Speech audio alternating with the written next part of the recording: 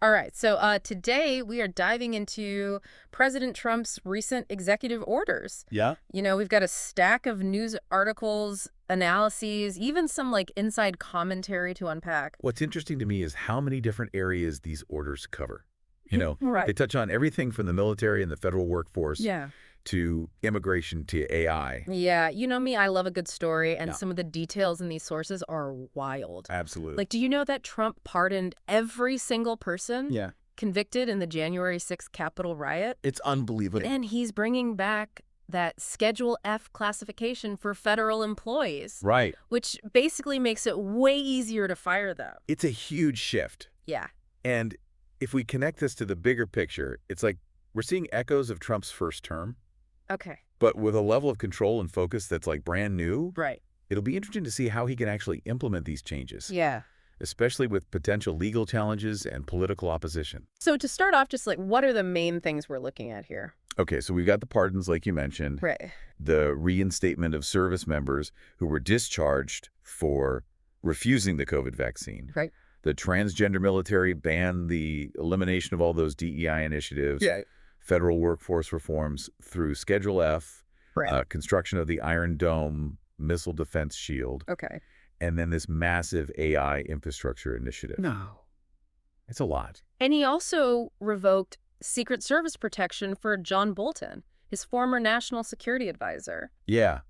That's, Like, what's that about? well, some see that as like political retribution, Yeah. a way to silence critics. Right. But let's focus on the bigger picture first. Right. These executive orders touch on some super sensitive areas. Right. Let's start with the military and national security. Okay, so the transgender ban and bringing back unvaccinated service members, Right. those are the ones everyone's talking about. Exactly. And the sources I've seen are all over the place. Yeah. Some say it's going to really hurt military readiness. Right. Others say it's just about upholding standards. So what's the real impact going to be? Well, it's tricky.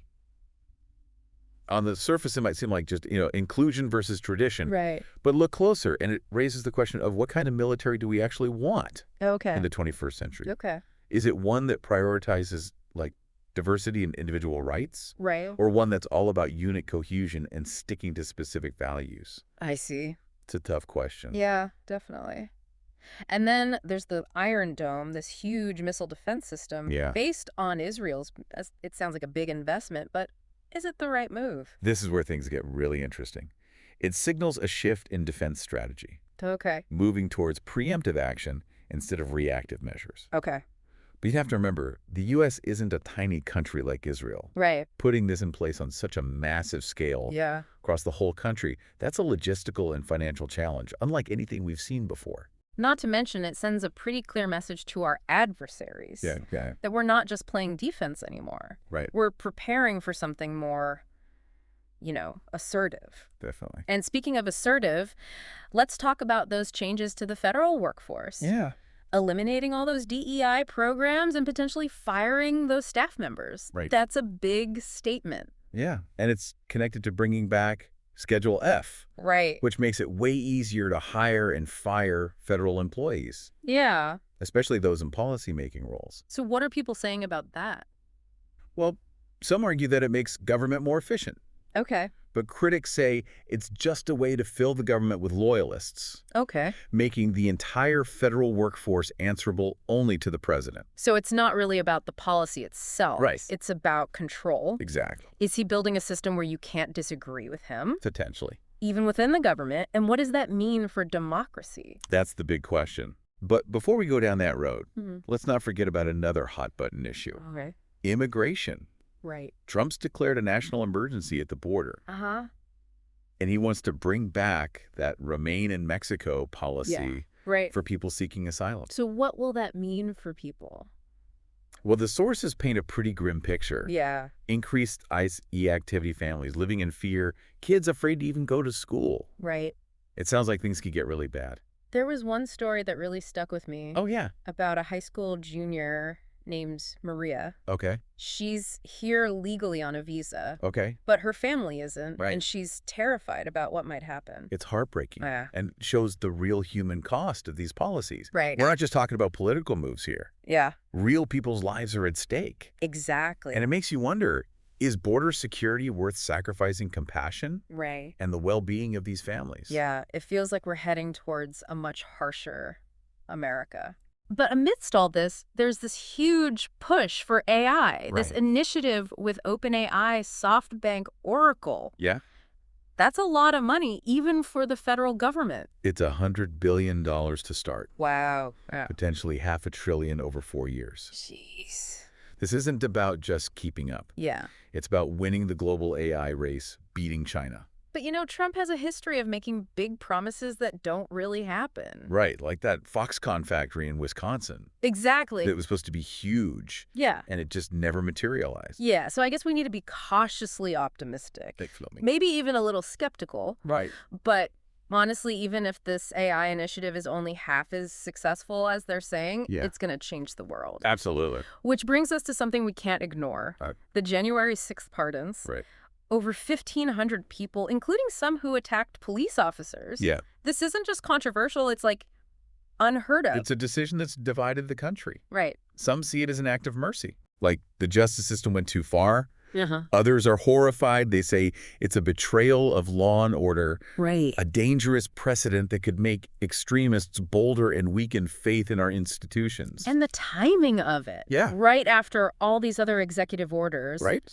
It feels deliberate. Like he's saying, I'm in charge and I do what I want. It definitely sends a message. Yeah. And that's the question we keep coming back to. Right. Is this about consolidating power? Yeah. Or is there some kind of plan behind all this? Yeah. To answer that, we need to go deeper. Okay. We need to understand why he's doing this and what it could mean in the long run. I'm ready. Let's do it. Okay. So we've kind of laid out like the battlefield here. Right. But now we need to get into the trenches, you know? Yeah, exactly. And really understand what's going on with these January 6th pardons. Yeah. The sources you sent over are full of these passionate arguments on both sides. Absolutely. Where do we even begin with all this? Well, I think we got to start by just acknowledging like the massive scale of this decision. Right. Over 1,500 people pardoned, Yeah. including people who were violent towards police officers. Right. This isn't just about individual cases. Okay. It's about how we view accountability, Right. justice, Right. and the very foundation of our democracy. The sources that support the pardons, Right. they talk about the justice system like going rogue, Yeah. targeting everyday people for their political beliefs. Right. They talk about like excessive punishments, Yeah.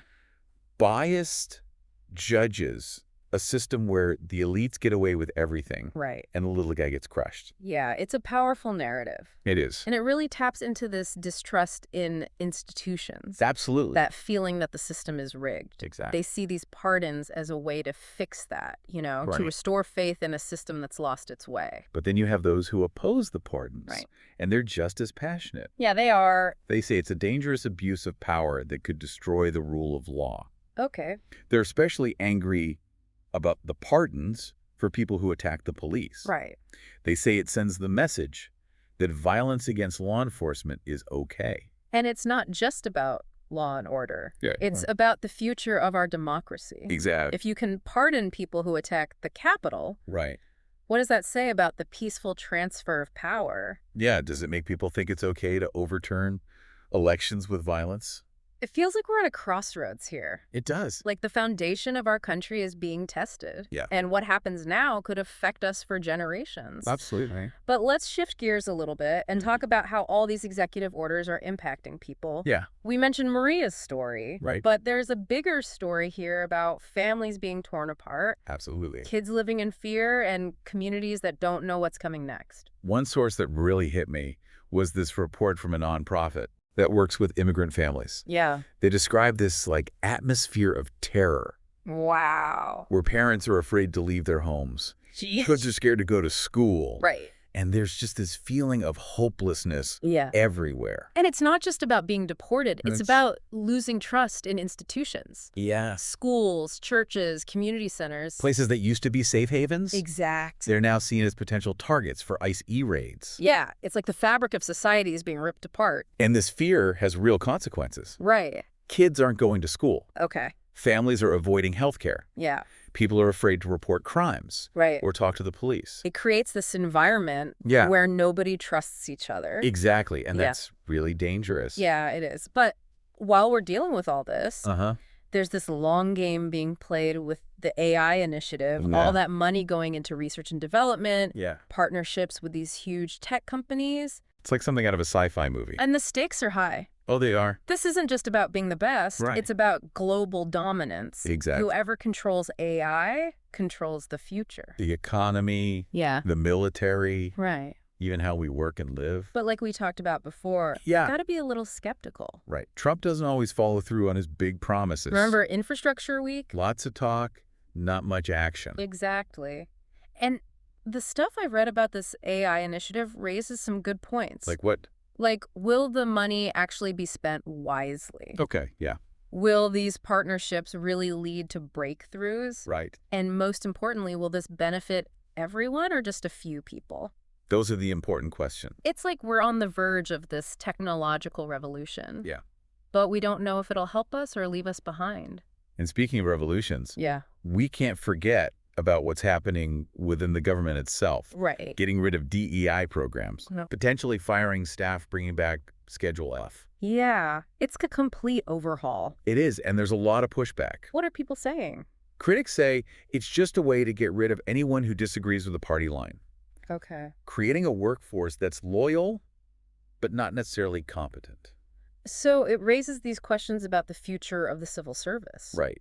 Will it become a tool for political favors? Okay. Or will it stay a place of expertise and impartiality?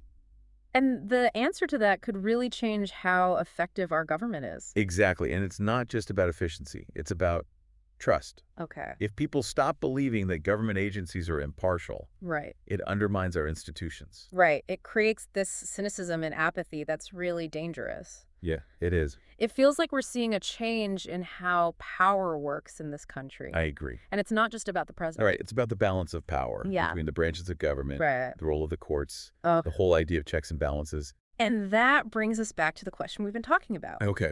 Is this about consolidating power, or is there a bigger plan?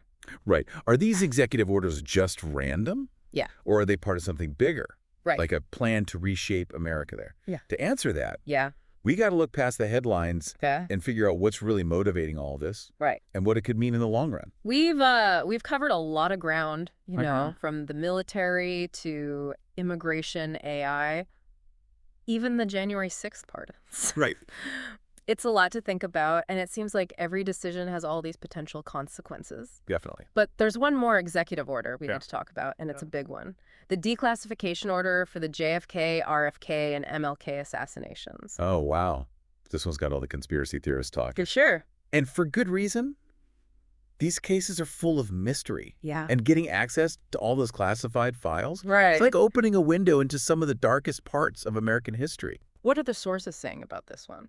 Well, it's split. Okay. Some say that being completely transparent is essential, Okay. that the public deserves to know the truth no matter how disturbing it might be. Right. Others warn about the risks, Like what kind of risks? like national security, Okay. diplomatic problems, even reopening old wounds that haven't fully Oh, healed. it's a tough choice. It is. On the one hand, there's that argument for sunlight being the best disinfectant. Okay. Declassifying these files could show us cover-ups, Right. conspiracies, Yeah. or just plain incompetence that's been hidden for decades. Yeah. But on the other hand, we have to think about the potential harm. Exactly. What if those files have information that could mess up current investigations, Right. damage relationships with other countries, or even put lives in danger? It's a big decision. Yeah, it's not something to be taken lightly. Definitely not. Yeah. And we also have to remember that even if these files are released, Yeah. they might not give us the answers people want. We could end up with even more questions, Right. more speculation and more conspiracy theory. It's like a Pandora's box once you open it. You can't close it again. Exactly. But no matter what's in those files, just the act of declassifying them, Yeah. it makes a statement What kind of statement? that we're willing to face our past, Okay. even the bad parts, Yeah. to find the truth. And that brings us back to the question we started with. Right. Is Trump trying to grab more power? Or is there some method to all this? Yeah, like, is there a plan? Right. These executive orders, Yeah. they show a leader who isn't afraid to shake things up, Okay. to challenge the way things are, Right. and to go after his vision for America, Yeah. even if it means breaking some rules along the way. It's a bold strategy. It is. And only time will tell if it works out for him. But one thing's for sure. What's that? We're living in historic times. We really are. Yeah. And as we try to figure out what's going on, Yeah. it's so important to stay informed, Yeah. to talk about it. Have those discussions. Yeah, and to never stop asking questions. Because what's happening now Right? is going to shape the world we live in tomorrow. Exactly. And it's up to all of us It really is. to make sure the future we're building Yeah. is one that reflects our values and what we want. Well said. Keep those sources coming, and we'll be here to help you understand it all. One deep dive at a time. That's right.